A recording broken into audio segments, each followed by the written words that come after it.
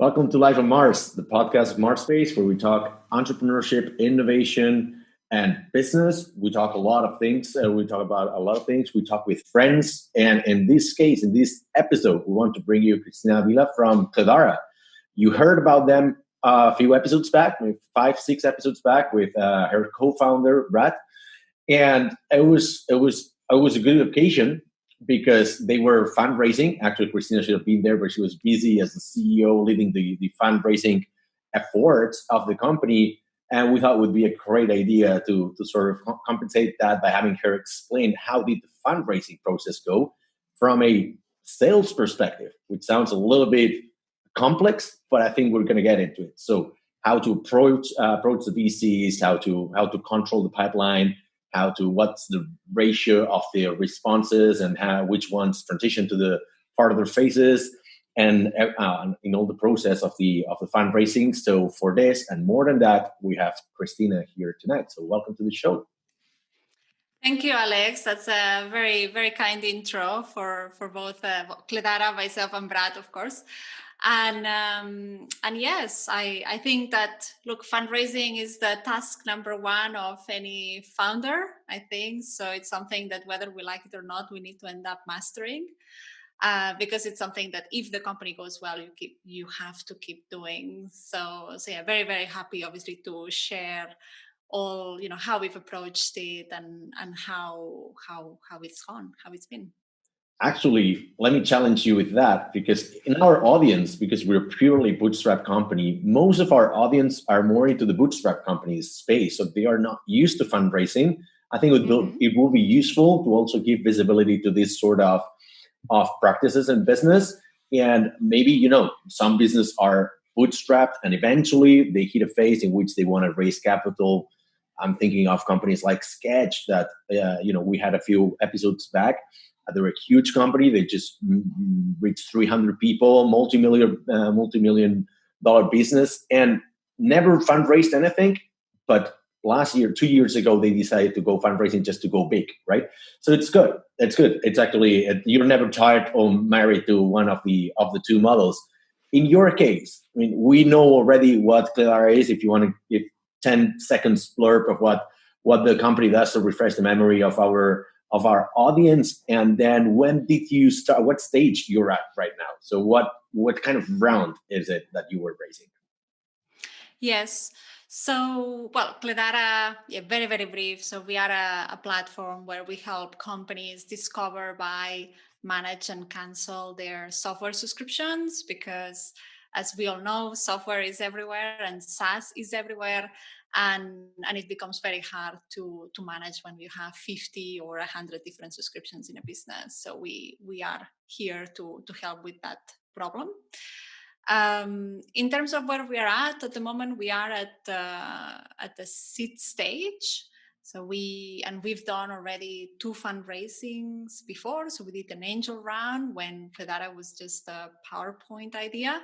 And then we did a pre-seed round 1 year after, and now a seed round a year after the pre-seed. So we are doing a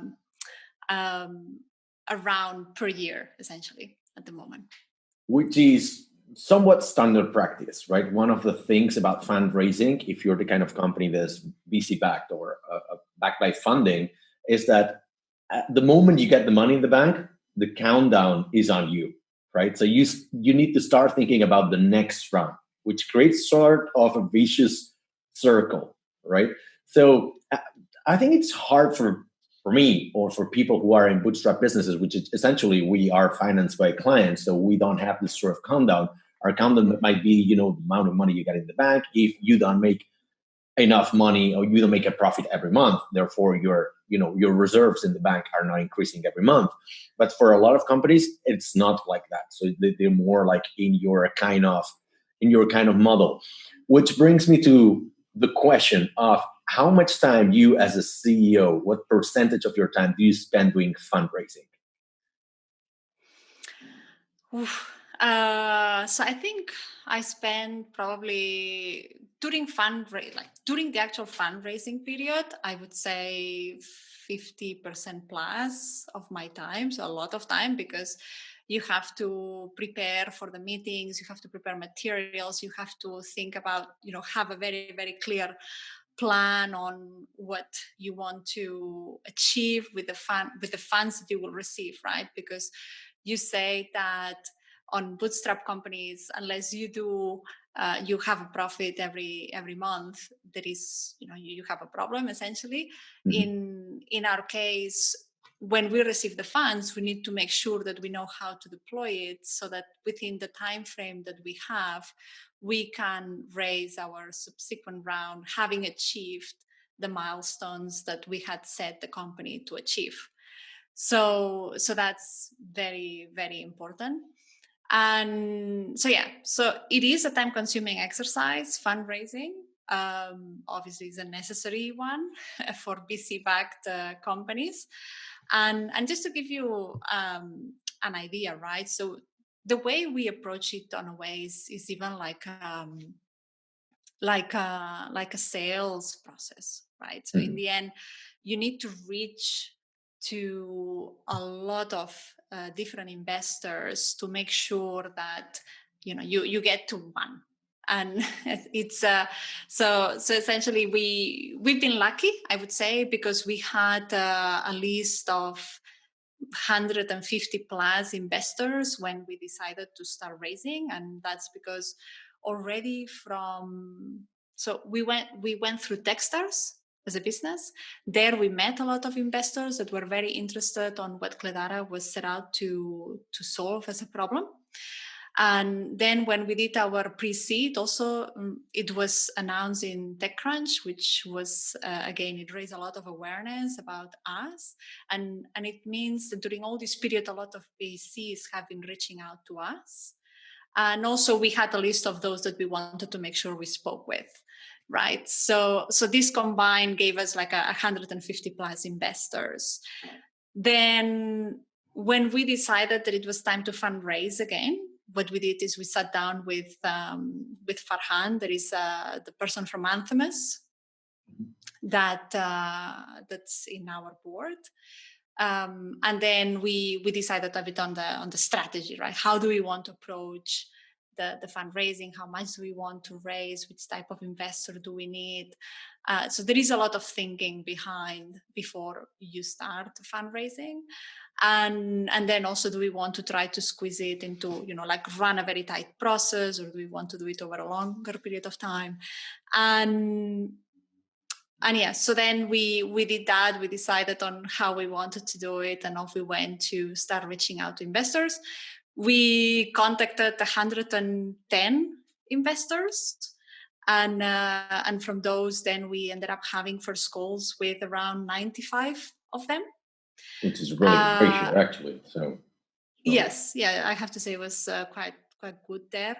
And then we passed on to the next, second call, third call, fourth call with 40 of them, and then from there, 4 and more calls, it was like 11 investors, and those were the ones that were really, really very interested, right? Because from both sides, you need to decide whether there is a fit. So sometimes an investor might be very interested, but maybe they don't have the things that we are looking for, and maybe sometimes we are interested in them, but we don't have we are not ready to their eyes for their investment. And then from those 11 investors with whom we progressed the calls all the way to partner meetings and lots of back and forth of questions, we ended up with 3 term sheets. All right. So from a total of 150 you said in the beginning, so more or less? So we had 150 in our Trello board to start with. We reached, of those 150, we reached out to 110. Yeah, 100%. Yeah, they said 100%. To end up with 3 term sheets, of which one of them was the lead investor. And then obviously we had existing investors following on. Okay, let's focus. We'll stop in each stage, right? Because this is like a sales pipeline. That's what I thought interesting about this episode is that because I'm leading sales in the company at MarsBased, right? And so therefore I'm very familiar with the different stages of the pipeline. I know you got different kind of actions that you do here and there. Perhaps people in bigger companies, they do have playbooks, right? They say like, if there's interest, that's a qualified deal. Therefore, you should send them this material. Then you should schedule a call. Like 2-3 things. In every stage, you will change. In every stage, you will have fewer participants, right? Fewer companies progressing from one stage to the other. Before we go into the pipeline, however, you said that you have got the access to these 150 plus companies. How do you maintain relationship with all of them? Like, do you actually do it or not? Or just a few of them? Some of them are reached out, cold emails and whatever. How do you keep a place in mind? How do you have mental bandwidth to have 150 plus relationships with VCs only? So, structure, right? So, and as I mentioned, so through Techstars, we met a lot of them in person through, investor lunches that they organize, through Mentor Madness as well. And so that was very good for us, because it gave us those connections. Then also, Brad, my co-founder, he's known several investors from companies where they've raised money before, so he also could leverage his own network. And then for those that we didn't know but we wanted an introduction, we always ask someone to introduce. So I don't think we've cold email any investor. We've always tried to find someone to make the introduction. And then and here is where I think we've been very lucky. I think Cledara has been very topical since the day that started. And therefore we've been able to attract attention from investors. So I would say the majority of the 150, we have a relationship because they initiated the connection. So they heard about Cledara somewhere, and therefore they wanted to speak with us. I would also have to say that very early on, when we went to SaaS Talk, when we could still go to conferences, and we won the competition there when we were just 3 months into Cledara, there were also a lot of investors that we spoke with on the spot when they saw it, and that was also a very good place where we met with a lot of investors early on, with whom we've maintained the relationship. Now, how do we maintain the relationship? Correct. Again, it's like customers, right? So we have you send the email, you connect, you have a conversation, you schedule a follow-up for, okay, let's chat in 6 months. And we send our investor updates where we explain the investors what we've done. Through that, if at some point they see something that really interests them, they reach out. So it's really like, you need to have a CRM for investors. I was going to say, because one of the challenges by doing it, like once the company is more mature, obviously you've got existing relationships and then you got new relationships, which get mixed, right? And it's easy to get confused by like, oh, wow, what stage are we at with this VC, right? Do we have an existing relationship? Do we not, right? So you need software. So what CRM are you using for that? And are you using any other tool for tracking this? So at the moment, we don't use a CRM per se. So we are using Trello for investors at the moment. So we have a column with all the investors, and then we say, as soon as we speak with them, we classify them, right? We say, okay, this one is not suitable for seed stage, but it's suitable for Series A, and they are interested in speaking for Series A. So then we put them in the right bucket. Then if they say they are not interested, then we say, okay, why are they not interested, so that we have it recorded. If they are interested, then obviously we put them in the column of, okay, they are interested, and now we are waiting next steps, or is it for us to provide any material? So it really is as in a sales process. And then everyone's during fundraising, I would say every couple of days, we go to Trello and then we check, okay, who is where, and do we need to prod someone? Are they owing us an answer, or did we hear any feedback? And then we follow up. So it's very much that's how we approach it, because I think it's the only way to be on top of it, because in our case in particular, we were speaking to a lot of investors at the same time, which means that you can lose track of it very easily if you are not very organized with it. That's a really good assist. Thank you for that. Organization, right? Why? It's essential because one thing that happens with VCs that perhaps doesn't happen with a sales processes, right? I'll start the other way around. Sales processes, clients are going to come to us when they need something and it's really shit is burning, right? And they're like, I need this now. However, VCs like to play it cool and hard to catch, right? And they want to start conversations way before your fundraising, right? Because first of all, they like to have a relationship. They like to see your process. It's actually a way to actually starve you off as well, right? Because like, yeah, you're too early for us right now. Let's talk in 6 months. Let's talk in a year. Let's talk when you're Series A, right? Also, they play it cool so that, when you reach, when you go for fundraising, you're a bit in desperation, right? Companies are running low on cash.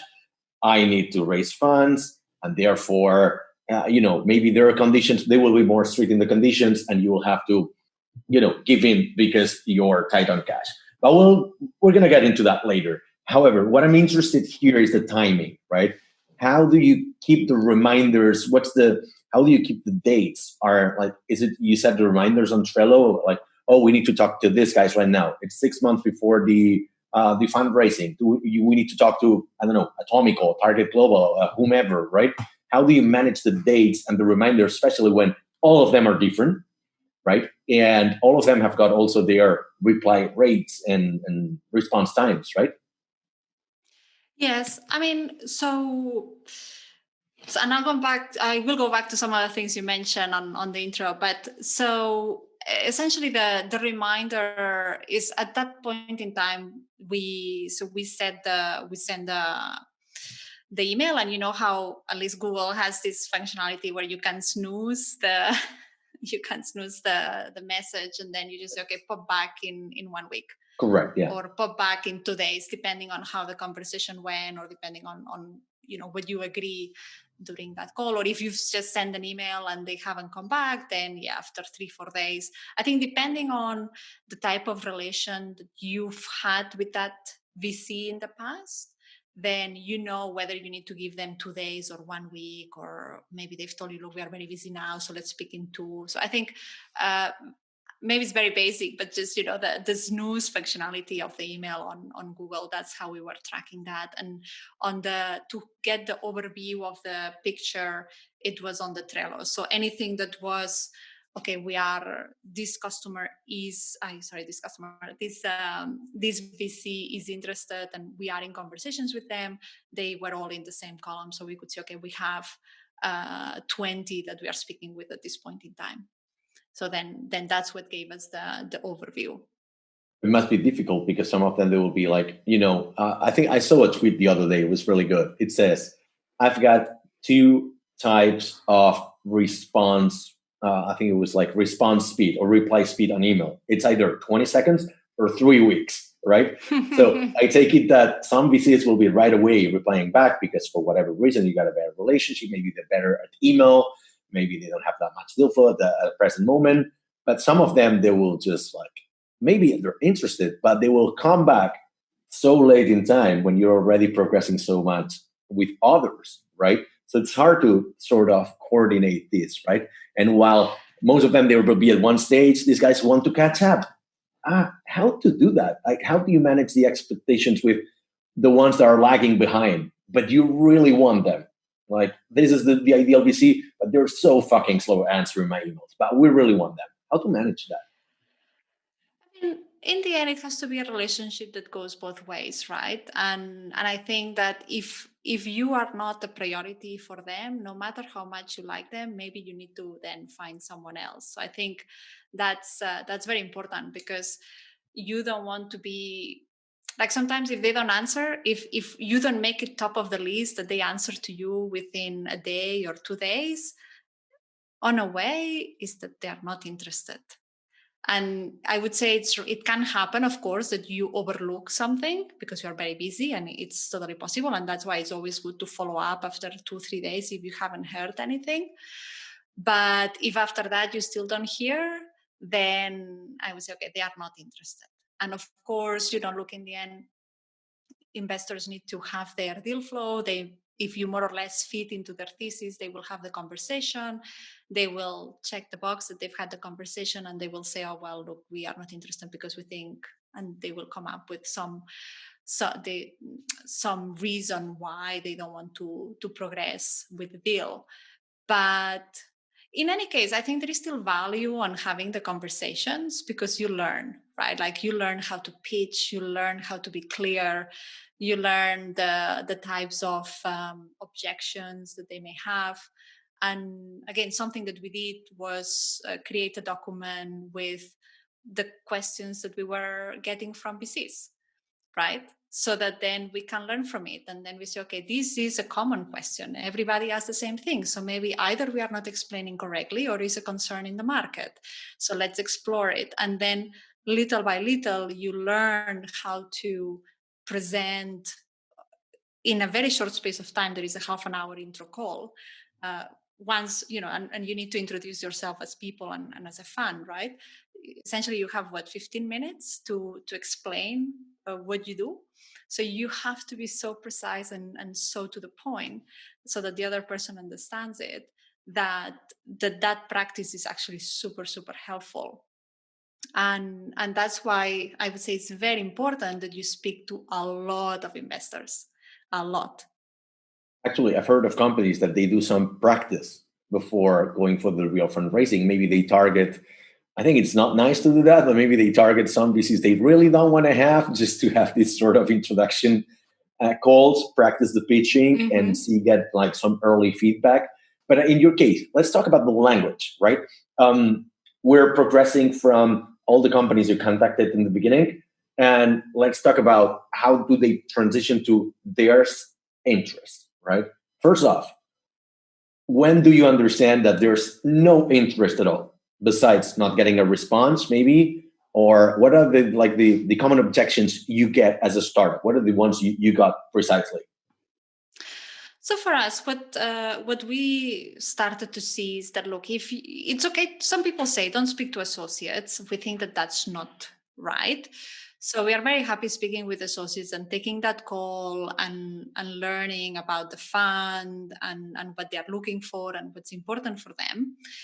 I would say the important thing is, if after the first or second call you are not speaking to a partner, then I would say probably they are not interested, right? They are not progressing the deal.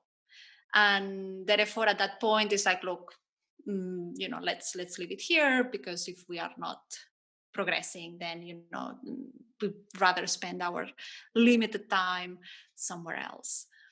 And so I would say that's one of them. And then sometimes, you have a half an hour call and you get an answer saying, something very generic as to why they don't want to progress the deal. Then, well, that very clearly says that they are not interested. But I would say maybe they are not even interested in learning more. And is that because we didn't do a good job on the first call, or maybe actually we don't fit that well into their thesis and they thought we did? And I think it's very important to clarify the reasons why they choose not to move forward. But I'm sorry, cut you off. Go ahead. Yeah, no worries. I was going to say, then conversely, on the other side, you've got people who are really interested in you, right? It's kind of like when you get butterflies in the stomach with somebody else. I guess that it might be, I haven't done fundraising myself, right? Sometimes there is a match. Like, I've seen it in sales processes. Sometimes there's a match, like you really want to work for that company wants to hire you. And you said, you know what, we're going to find an agreement. We know we're going to work together, right? Have you gotten any of these? And if so, what was the message that you got from them? Like, is it what you said, right? Maybe they give you like a call with a partner really right away, or do they show you the term sheet right away? What happens when you're really got genuine interest in moving forward from day one? What I've noticed is that, so by the way, we have never had a term sheet on first call out of, we are in love with Cledara. Yeah. So it's always taken some time. Not yet. But yeah, so I would say what usually happens is there is a very good chemistry, like at a personal level. Like you get along very well with that person. You feel safe talking about the good and the bad. You feel that there is trust from very early on. And then what happens is that you speak more often to that particular person in that particular fund. And because you speak more often, they know more about you, you know more about them, both at the professional level, but also personal level. And at the point in time when, through the obviously interaction of learning about your business, they decide that they want to invest, or they have a strong reason why they would want to invest, at that point they become like your internal champion, right? Like there is one person in the fund that becomes your internal champion on helping you navigate the process. And I think that's very important. Like you need to feel that there is that figure that helps you with, okay, what does the fund care about? What does the partner really care about in a company? And we are going to speak with him next week, right? So let's make sure we are prepared. But here, obviously, the company, like we were asking questions, right? Because it's important, the same as you would do when you are in a sales process. Again, like you need to go to talk to the decision maker. You have somebody in the company that is a sponsor of the project, so they will help you navigate through the company, right? They will tell you, look, say this, try to avoid these. And when you find that a fund gives you that time to help you navigate the process, then you know that they want to do it, right? Because in the end, they like you, they like the idea, they like the team, and they believe in the opportunity. And then it's a procedural thing. It seems to me that it's, you've been reading my mind, because my next question was going to be, okay, so now you've contacted a lot of companies, they've gone through the next stage of the pipeline. And then, one thing is to receive interest, which is like, kind of like, yeah, okay, I want to hear more. You go into this first call, maybe a second call, but how do you qualify how do you qualify the VCs, right? How do you qualify their interest? Seems to me that it's finding this champion, right, inside the company. Is there any other criteria that you have in order to say, like, well, there's these three things we need to check in order to make sure that this VC goes into the qualified column? Is there something else besides finding the champion? No, absolutely. So I think finding a champion is mostly to help you move quickly and forward, right, through the process. But for us to qualify an investor, again, we've had a lot of conversations with them, and we stopped some of the conversations because, well, maybe the VC was interested, but they didn't have what we were looking for. And for example, in the investors so Anthemus that invested previously, they were a fintech investor because obviously Cledara has a fintech element, and that was very important at the time. And now, because we are also in the SaaS space, so this time we wanted to make sure that we had on board an investor that had a lot of SaaS experience. So I think for us, there were several criteria of things that we were looking from an investor, and they had to check those ones. And if they didn't have them, then, well, probably they are not the ones for us. So for our future round, we will want someone that has a strong presence in the US, because if we are thinking of expanding towards that at some point, that's going to be a gating criteria on our side, right? So I think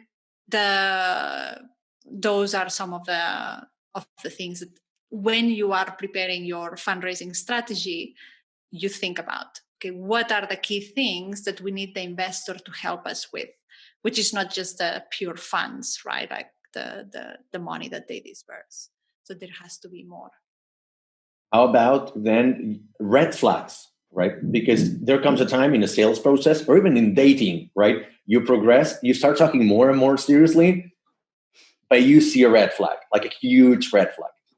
What are the red flags that you've seen in some of the VCs that you said, like, no, we really don't want to have that?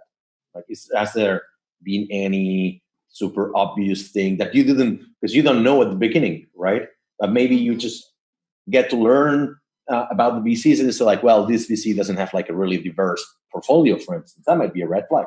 Or they have this competing, maybe they wouldn't have a competing company, right? But like companies that are like ethically, so I don't know, what were the red flags and how do you qualify the VCs from your point of view? I mean, it's true that we always check the portfolio to see, which type of companies do they have. And of course, if there is any competing one, and we always ask if we think there is something that is competing, we check before we initiate the conversations. But I would say at this stage, because it's so important that the fund or the investor, the partner that will be on your board, it's so important that they trust you. And it's so important that you have a good relationship so that you can, all put yourselves behind the company to push it forward. I think that for me, the biggest red flag is when you feel that you cannot have a good discussion.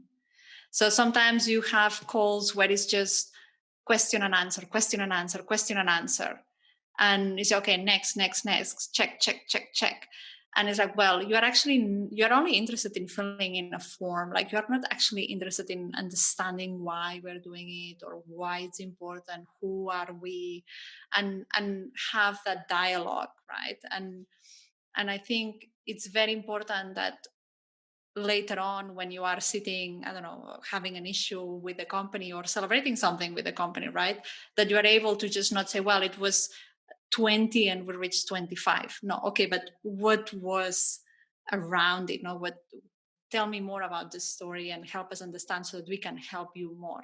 So I don't know if I'm being clear here, but essentially is being able to really have an honest conversation with them where you feel that you can trust in the moments where things will go wrong, because I think that's critical. And sometimes very early on you see that, okay, this person doesn't listen to what we are saying, they have their own idea and they are not willing to change their mind or to listen to our arguments. And it's natural that we will have different opinions on things. And if already, in a, let's say, 1 hour call, somebody says, well, Cledara should do this, and if you don't do this, then you're wrong. Okay, that's not someone that we will be able to work with, because things are never black or white. And today we may think that it's this road, but in 2 weeks, maybe we think that it's slightly to the left. And we all need to be able to adapt our thinking and being able to say, okay, yeah, look, let's go slightly left.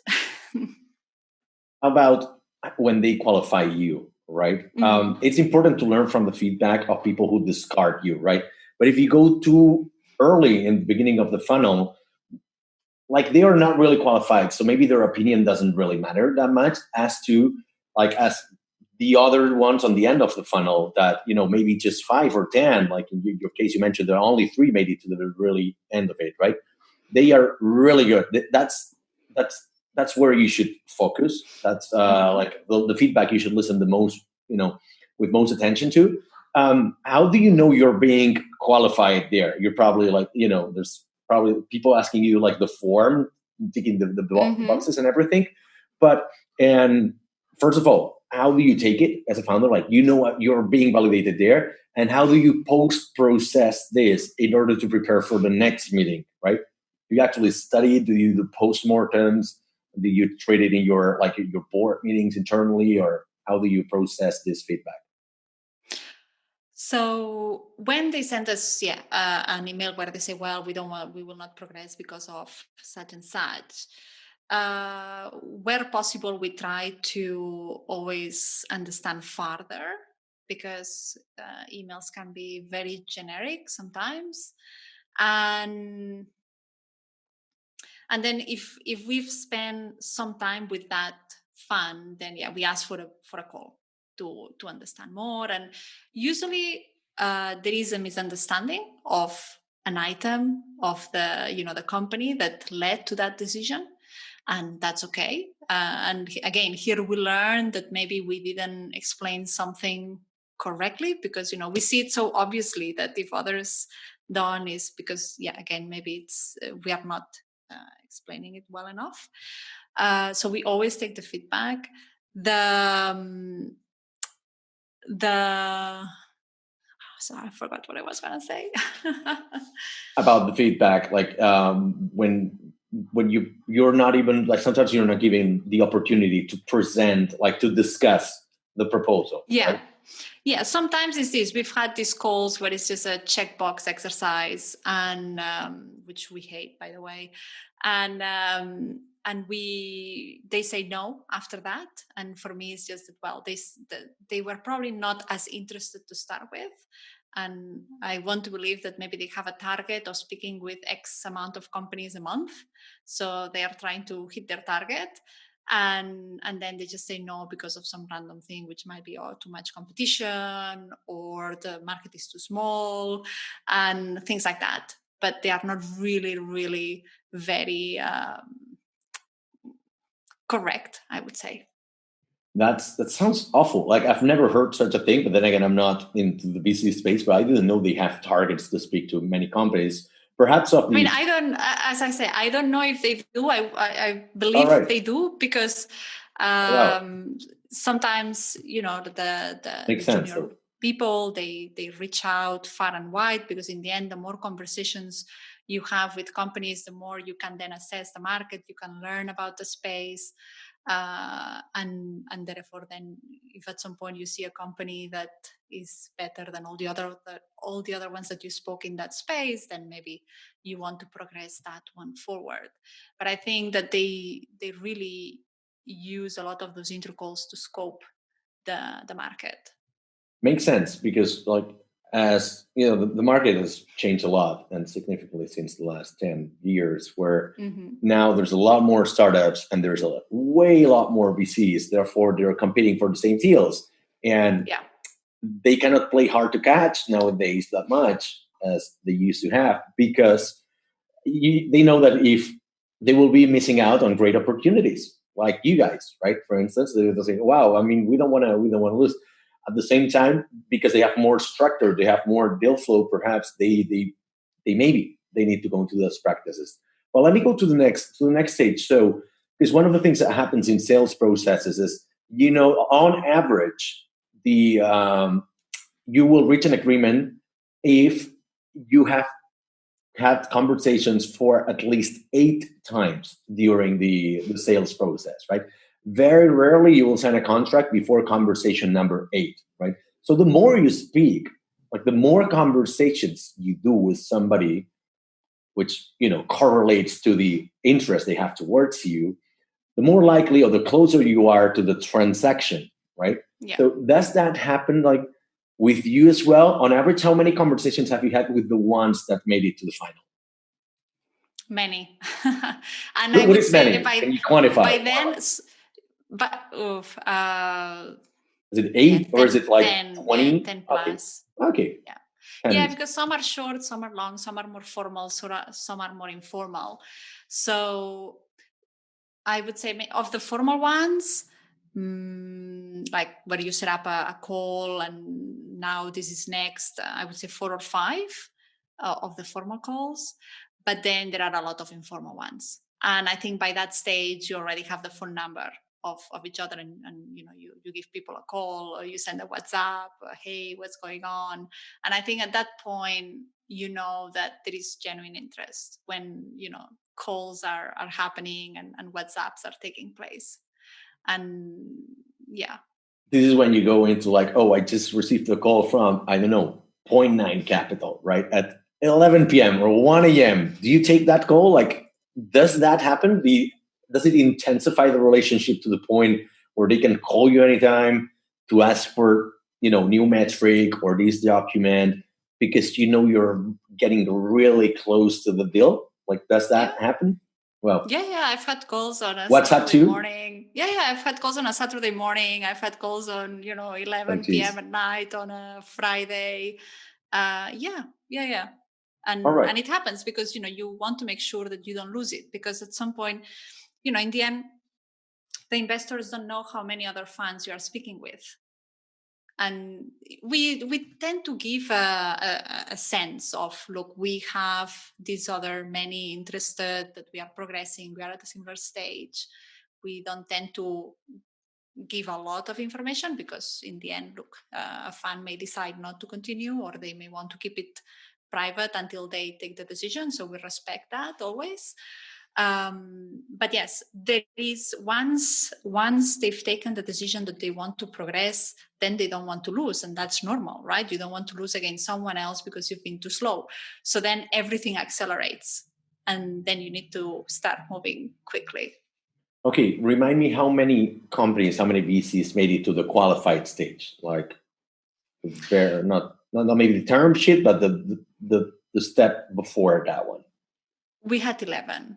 11. Okay, that's a really good number, because usually at MarsBased we have between 10 to 12, 15, maybe on a good period of qualified prospects that we need to work on, and that's where we send the proposal. We're talking to them. Seems like this is going somewhere. Potentially might lead to a project. However, not all of them play on the same field, right? Because some projects are smaller. Some projects have got more like an imminent start date, and some others are like, yeah, it's a nice to have, like, we're going to do this project, but it can be put off like 6 months into the future. So you start qualifying, like you start ranking them and even discarding them. You know that you cannot work on the 11 of them.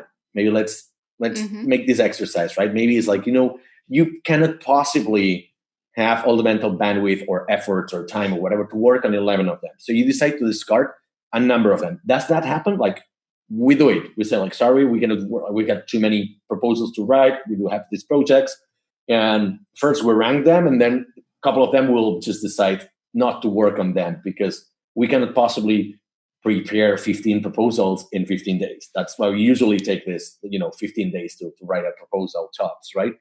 So it's hard, but there's an opportunity cost, and you need to kind of like prune that part, that Trello column, right? Because otherwise you will lose the ones on the top. You need to maximize the efforts. How do you do it then? So you only rank them, you discard a few of them. How did you manage this? So we don't discard anyone. So we would only not progress those ones where we think that there is not a fit. And this can come either way, right? Either the VC says there is not a fit, or we think that there is not a fit, and therefore we say, look, let's leave it here. But I would say it happens rarely, because again, then maybe you will progress it more slowly, but you will still progress it, right? And we always try to, if people have follow-on questions, as long as, we've only, let's say, stopped some of them because they ask question after question after question, and we don't see how that's actually progressing the deal. And in those cases, we say, look, this is just very onerous, and we don't know where this is going. And therefore, unless you give us a clear path of where we are and towards where we are going and what are the next steps, then we just don't continue. Because it looks more, again, like scoping the market, understanding about the market, but not actually making a deal. And yeah, so for me, that's how we do it. We progress with everything. We had with those 11, that is the ones that we spend more time with. We didn't drop any. Did you want all of them in? Obviously, you had to choose. We could right? we could have, in the sense that in the end, obviously, you only raise so many funds. Yeah, and of course, if you would be raising a very, if you wanted to raise more than what you need, then maybe you could fit some of those in as following investors. But the ones that I mentioned is mostly for the lead investor, right? Because as you know, so there is a lead investor, there is the one that sets terms and does most of the DD work, and then there are the investors that follow on the deal. And then again, here you need to think how you want to structure that, like who will be able to follow and who will not be able to participate. And how was your distribution? Like, did you lead all the conversations? Did you distribute that, split them with your co-founder? How did you do that? The majority we did them together because we think it's important that they see the interaction between the two of us, and I think even for us as founders, That's a good point. Yeah. Sometimes you catch something that the other one doesn't catch, and vice versa. So I think that's important to be two in the calls. Then as we progress, sometimes we split, because then, okay, we already know them. Now maybe there was more rapport with one or the other, and therefore that one takes the lead on progressing that deal until then maybe there is another meeting with a third partner or something. So then the two of us join again. So whenever there is someone new in the call, we try to always do it together. However, that trade-off, even if the two of you being in the conversations, that might increase the chances and the likelihood of landing that investment.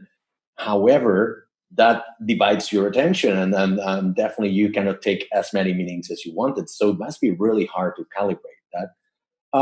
Just wanted to clear out that. The thing is, due diligence. Like, let's just stop for a couple minutes here, because I think that's something that maybe not every entrepreneur knows, but they're being audited when they go into investment. Maybe not so much for like super early investments, but the farther down you progress on, like, sit round, maybe like definitely for Series A, Series B, et cetera, even like for acquisitions, there's a due diligence process there.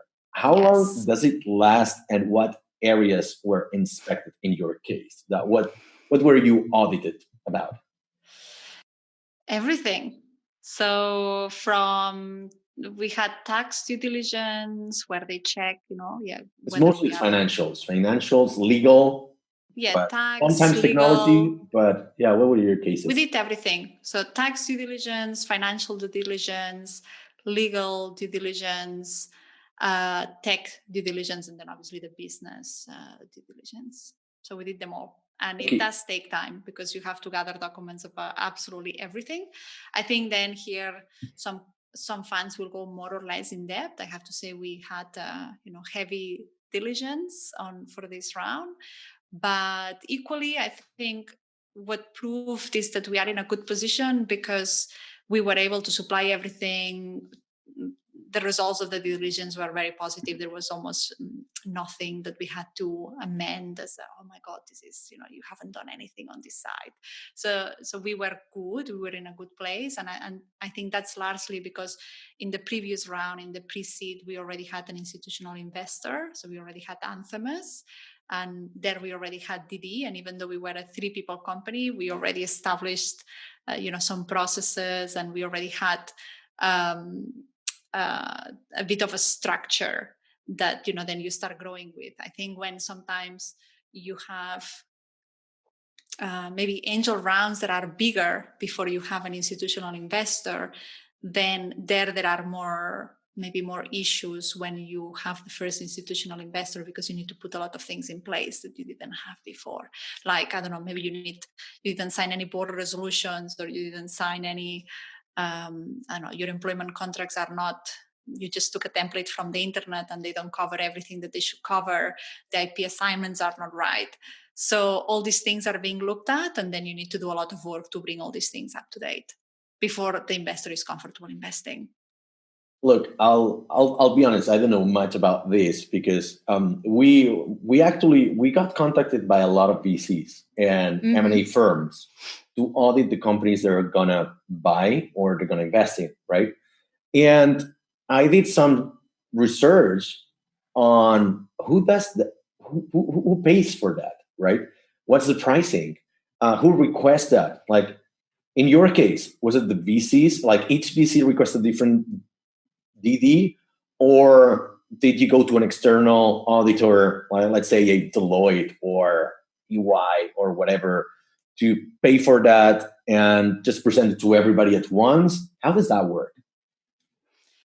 No, so what we did was the lead investor. So once you decide what needs to, or who is going to lead the round of funding, then they are the ones that decide on the level of due diligence. At least in our case, that was it.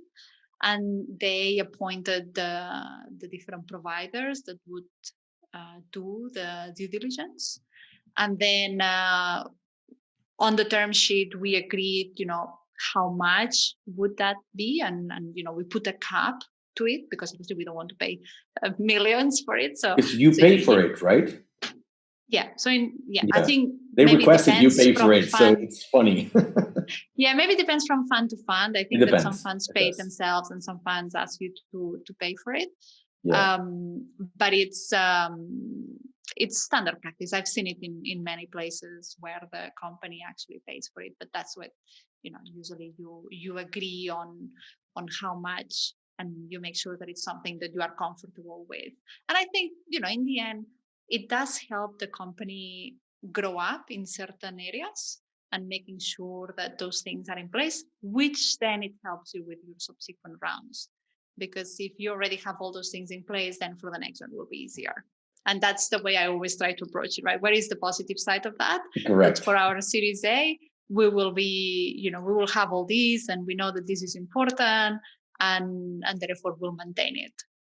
Yeah, correct. I mean, like I was saying a couple years back when we decided to open this line of business at MarsBased, I talked to dozens of VCs, and there seemed to be like little to no consensus about the price they were paying for it, who was paying for it, like the moment of the size of round, like what was the pricing based on. It was like a mess. I've got an Excel. I should share it or something. And we're like, we're just going to decide our pricing on based on our things, because it's clearly like some of them were paying like 50 grand, and some of them was like a percentage of the round. It was like, I don't know, like these, but capped to a certain amount, or only, inspecting only certain things, or these guys, they don't do tech audits. It was just, by the way, we only do tech audits. We don't do financial or whatever, right? But it was really weird. Like we didn't take we couldn't make heads nor tails about all of these. However, we've also gotten some requests from companies wanting to audit themselves prior to an M&A or prior to going for fundraising, just because they want to work on these things in advance. Is this something that like you guys would have considered? Did you even know that was a standard thing? Did you know about the due diligence before you were fundraising? I take it yes, right? But is that something that you would just hire just because you might know that your tech or your financials, they might need some work and you need a lot of time to work on? Or is that not your case? You guys were sufficiently prepared already? It's not something that we considered, like doing a preparation for it, like in, I don't know, getting audited before or getting checked on all these items before, because in the end you don't know what they will want to check. So maybe you go and you say, well, okay, let's check on any potential vulnerability of the platform, or let's check on, I don't know, right? But maybe then they care more about the process for developing and hiring. So they actually don't look at the technology itself, or maybe it's vice versa, right? So the thing is, you don't know what they will ask until you get asked. So chances are that maybe you do all your checks in advance, and in the end they ask you something different. So I think with the DD, the way I approach it, right? So they ask us a lot of questions, and of course, some of the things you don't have them. Like we are small still, so we didn't have everything. Some of the things we didn't have them in place, and then you just say, well, look, these ones we can work on it now before we close the round. Some of them we'll work on them after, and that's okay. So I think as long as they are not red flags, like real things that can be of a big risk for the investment, I think that investors understand the stage you are at, and even though they ask, whether it's yes or no, the answer, it doesn't matter, as long as they know, and then you know that you can work on it later. But is that something that you get on the term sheet, as in like, hey, if you don't fix this within 3 months, 2 quarters or something, we're not going to give you all of the funds, or not really? Like how much time are you given to like fix the things that they find in the audit? So usually you speak with them, and some of the things go into the legal documents, Okay. right? As in, okay, this is something that the company will have to do within a certain period of time. Some other ones, they go into a report, they share it with you, and then you work on them. Like, it's not that they will take the funds away, but you agree that you will do it, and then, I mean, we will do it, right? So it's, I think it's more of a gentleman's or ladies' agreement in my case, that we will do it within a reasonable time frame. And then obviously you have the board meetings that you probably will check, okay, of the items that came out that we say that we would work on, these ones are done and these ones are to be done. And as long as you address the ones that had a higher priority, then you just slowly work on it. Quick final questions to wrap this up because we're running out of time. First of all, is one thing that you wish you would have known when starting this round, and that it definitely would have changed the outcome of the fundraising? Well, we started fundraising when the whole pandemic started. And therefore that was an additional challenge because we started in April and we got a lot of kind of not really progressing type of answers. And then what we realized, and this was only by having a lot of these conversations, what we realized was that Zoom is a very transactional medium. It's not like going for a coffee or meeting someone in an office. And therefore, just fundraising in the way we were doing it before didn't work as well. And what we realized is that we had to be more deliberate. And then actually I was speaking with Iman at some point from Techstars, and because they assess a lot of companies for the program, and they were also going virtual, right? And I asked him, what do the best companies that you took for the program have in common? And he said, preparation, right? So be ultra prepared.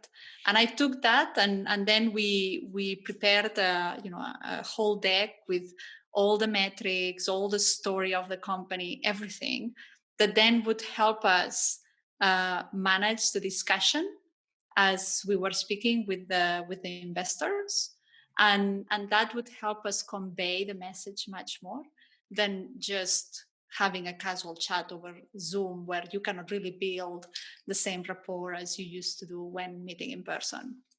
So we made it a little bit more, we switched towards something a bit more transactional, which was much more metrics driven. But you adapted really well to the situation because it was like a rough time to go for fundraising. Yeah, it was a tough time, and we needed a couple of months to figure out that was the case. Yeah. On what was needed, and the reality is, as soon as we did that, and we started having those conversations with the deck that we were sharing and on the call, and making sure that we didn't deviate too much from that, so that we could convey all the messages that we needed to. Then the fundraising went very quickly.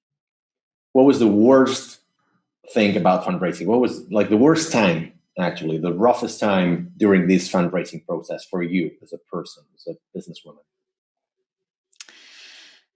For me, the hardest, I would say the hardest time was really when you see that there is a lot to do in the business, because again, COVID was also very positive for Cledara, because there has been an acceleration of this adoption of SaaS in companies to facilitate the remote working, right? And the collaboration when you are not all in one place, and therefore the company was growing.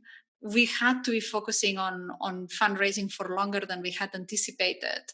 And then it's like, okay, what should we do? Should we just stop fundraising and continue growing the company, or should we persevere with fundraising? And this is always like very hard balance to strike, because either you stop doing one or the other, right? And because we only have so many hours in a day, and that was hard. And at some point, for example, we took the decision to stop fundraising for a while, and then oh, wow. because we had so many customers that wanted to onboard, and we had... You're like, fuck you, VCs. Now we got customers. We don't need you, right? Well, the thing is, we still need them. Not with Because this works. That would have been yes, me. Yeah. Yeah. But the more customers you have, the more time you need to dedicate to them, of course. And and we love our customers, so we want to give them a very good experience. But yeah, at some point then it's like, okay, now let's slow down here and let's try to go back fundraising with this new strategy that we had put in place, having reflected on the past couple of months, and then that worked. But yeah, that I would say that time management was challenging. How about the best thing you've done? Like something you did really, really, really well that caused a turning point in your fundraising process this time? Like something you learned along the way, something you said to that specific investor, that email you said, that change in the presentation? I think is what I just mentioned, is a conversation with Iman from Techstars. Yeah, sounds like it was just asking the right question, because that's sometimes the challenging thing. So we ask him this question of what is the best companies that you see through the selection process have in common, and then being able to apply it to ourselves, and then that worked, and that made a massive difference, because the type of conversations that we were having were very different. So we stopped having challenges about generic things, and we started having investors excited about our charts and our metrics. And I think that's also something very important. Even though we were young, we in the end we are 2.5 years in the life of Cledara, but since day one we've been measuring everything we've possibly could. So therefore we have a lot of data already, and we can show that progression, and in the end numbers are very powerful. And the last question is, what was your worst mistake, the worst fuck up you've done in this part of the fundraising, or maybe in other rounds you guys did? Something where you said like, wow, we screwed up here big time. Like, oh, that email with, power presentation with somebody else's name or something like that. Have you done something like this? Or what was your worst mistake? Worst mistake? I'm a very prudent person. It looks like it. Yeah. What's the worst mistake that I've made during the fundraising? Maybe, I don't know if it's a mistake, but maybe because sometimes I think that we should have been more aggressive at the beginning. And let me explain that. So I think when you are all the time into something, you no longer, sometimes you don't see what you are achieving, right? Because or I keep thinking, well, but we have all these things to do, all these things that are undone, and we are not there, is not good enough.